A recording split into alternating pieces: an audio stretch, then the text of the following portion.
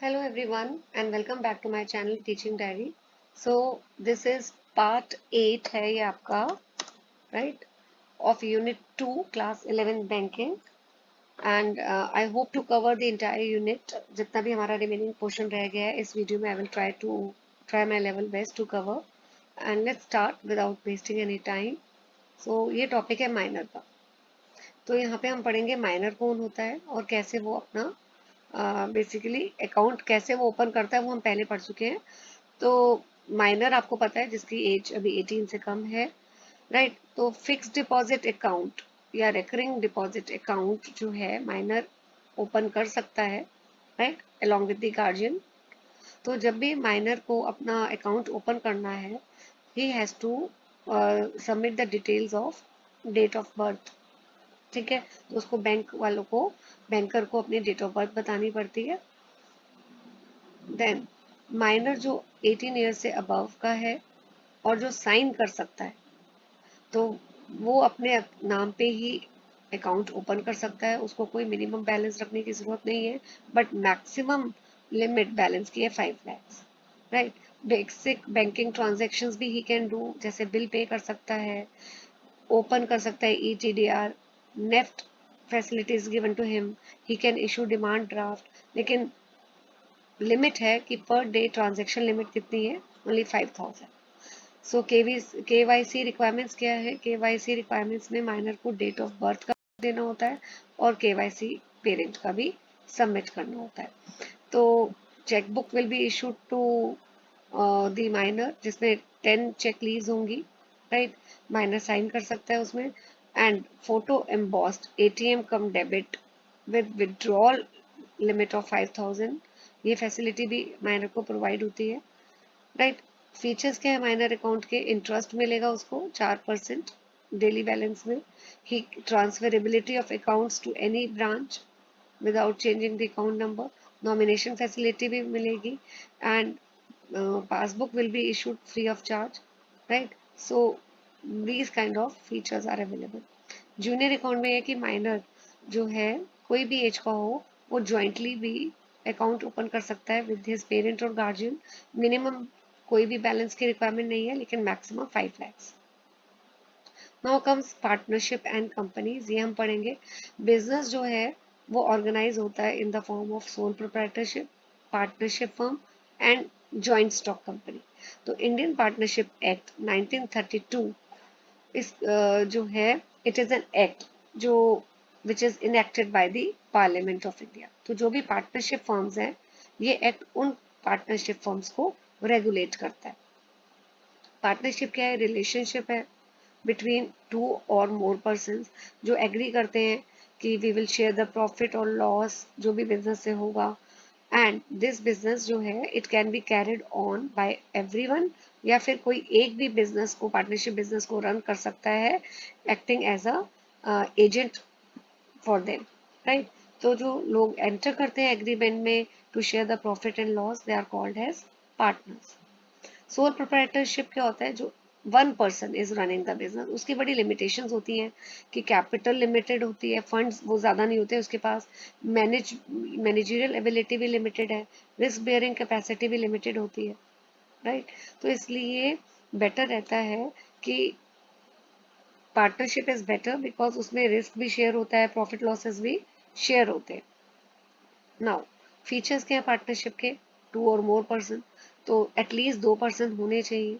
Maximum limit नहीं है person में पर मिनिमम 2 होने चाहिए. एंड साथ में अगर बैंकिंग बिजनेस है, पार्टनर्स जो है वो बैंकिंग बिजनेस में इन्वॉल्व है, तो जो नंबर ऑफ पर्संस हैं it should not be more than 10.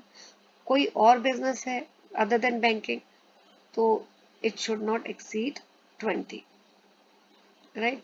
So minimum, sorry इसमें मैंने एक चीज थोड़ा सा हो सकता है गलत बोल दी है तो मैं एक बार रिपीट कर देती हूँ कि मिनिमम पर्संस जो हैं एटलीस्ट 2 होने चाहिए.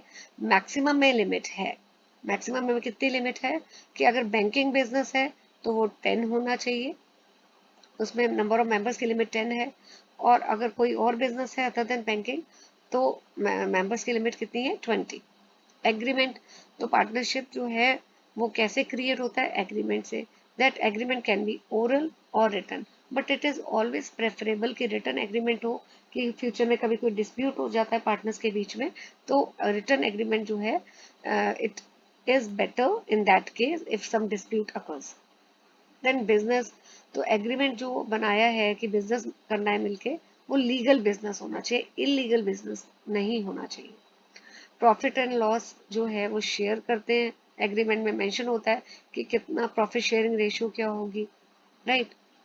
सो अगर वो रेशियो नहीं मेंशन है, जैसे अगर ए बी और सी तीन पार्टनर्स हैं और तीनों ने बोला हम इस रेशियो में प्रॉफिट और लॉसेस शेयर करेंगे, तो प्रॉफिट लॉसेस इस शेयर रेशियो में शेयर होंगे।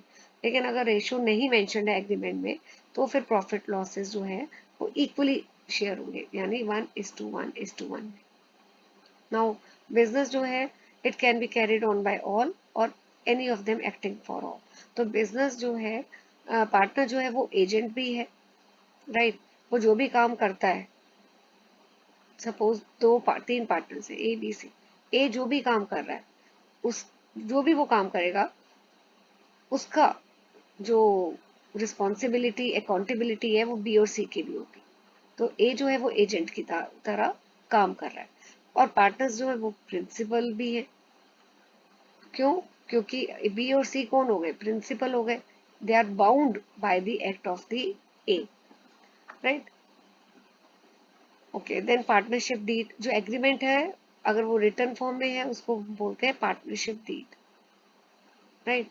सो पार्टनरशिप डीड में क्या क्या मेंशन होता है, ये सारी चीजें, फर्म का क्या नाम है, address of partners, name of partners, nature of business, कब पार्टनरशिप डेट जब स्टार्ट हुई, कितने टाइम के लिए ड्यूरेशन के लिए पार्टनरशिप है, कितना कैपिटल अमाउंट कंट्रीब्यूट किया है पार्टनर ने, रूल्स क्या है to operate the bank account, किस रेशो में प्रॉफिट शेयर होंगे, इंटरेस्ट अगर कोई है कितना मिलेगा पार्टनर्स की कैपिटल में या ड्राइंग्स में कितना चार्ज होगा, interest on loan etcetera, salaries. तो ये सारी चीजें आप पढ़ सकते हैं, पार्टनरशिप डीड में मेंशन होती है। Now comes joint stock company. तो पब्लिक लिमिटेड कंपनी जो है एक वॉलेंट्री एसोसिएशन है मेंबर्स की, right.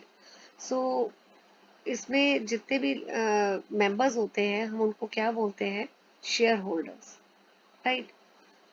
And they contribute the amount which is called as, they contribute to the share capital of the company। अब जो ये मेंबर्स होते हैं, जो जॉइंट स्टॉक कंपनीज के मेंबर्स हैं उनको शेयर होल्डर्स बोलते हैं। Share holders board of directors को अपॉइंट करते हैं, board of directors managing director को अपॉइंट करते हैं, राइट। एंड ये जो मैनेजमेंट टीम होती है ये रिस्पॉन्सिबल होती है डे टू डे मैनेजमेंट के लिए। नाउ फीचर्स क्या है कंपनी के? पहला है बॉडी कॉर्पोरेट। बॉडी कॉर्पोरेट का मतलब है कि कंपनीज जो हैं ये they are formed and registered under company act 2013। फिर सेपरेट लीगल एंटिटी होती है, यानी एक कंपनी है और उसमें suppose there are 50 members share holders, right. तो कंपनी की जो आइडेंटिटी है वो अलग होगी इन मेंबर्स से, सेपरेट। सो कंपनी जो है वो प्रॉपर्टी को होल्ड भी कर सकती है अपने नाम पे, कॉन्ट्रैक्ट भी अपने नाम पे एंटर कर सकती है। Liability, limited liability. अब दो तरह की लाइबिलिटी है। अगर company is limited by guarantee तो लाइबिलिटी मेंबर्स की लिमिटेड रहेगी to the extent of guarantee given by them, जितनी उन्होंने गारंटी दी है liability will be limited to that.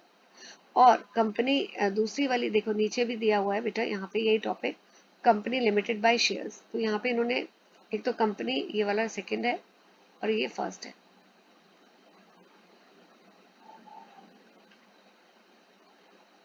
Company जो लिमिटेड बाय शेयर्स है उसमें लाइबिलिटी कितनी लिमिटेड होती है मेंबर्स की? To the unpaid amount of shares held by them, यानी अगर 10 रुपए का एक शेयर है और मेंबर्स ने पे किया है 6, तो अनपेड कितना है? 4, तो उनकी लाइबिलिटी कितनी होगी? ₹4 पर शेयर तक। परपेचुअल सक्सेशन, यानी कंपनी मेंबर्स जो हैं दे में कम दे में गो, लेकिन कंपनी जो है it exist continues for ever. तो किसी भी मेंबर की डेथ होती है, इंसेन हो जाता है, इंसॉल्वेंट हो जाता है मेंबर, उससे कंपनी की एग्जिस्टेंस इफेक्ट नहीं होती। कॉमन सील, अब कंपनी जो है, मैंने अभी आपको बताया था कॉन्ट्रैक्ट एंटर करती है, लेकिन कैसे करती है? कंपनी साइन तो नहीं कर सकती है, तो कंपनी की अपनी एक सील होती है, वो एक तरह से सिग्नेचर का काम करती है। ट्रांसफरेबिलिटी ऑफ शेयर्स, जो शेयर्स होते हैं पब्लिक लिमिटेड कंपनी के, वो ट्रांसफरेबल होते हैं, राइट। एंड कंपनी में स्यू बी स्यू, तो कंपनी जैसे कॉन्ट्रैक्ट एंटर करती है, उसी तरह कंपनी को स्यू भी किया जा सकता है, और कंपनी किसी और को स्यू भी कर सकती है। डिफरेंट काइंड ऑफ कंपनीज, तो मैंने आपको बता ही दिया है। कंपनी लिमिटेड बाय शेयर्स और गारंटी में क्या फर्क है, ऊपर ही बता दिया था। लिमिटेड बाय शेयर्स में जो मेंबर्स की लायबिलिटी है वो कितनी लिमिटेड होती है, unpaid value of the shares, और गारंटी में to the unpaid value of the sorry to the, it is limited to the guarantee, extent of guarantee given by them. Sorry. Then unlimited companies में members की liability unlimited होती है. So with this our unit 2 is over. Thank you for watching the video.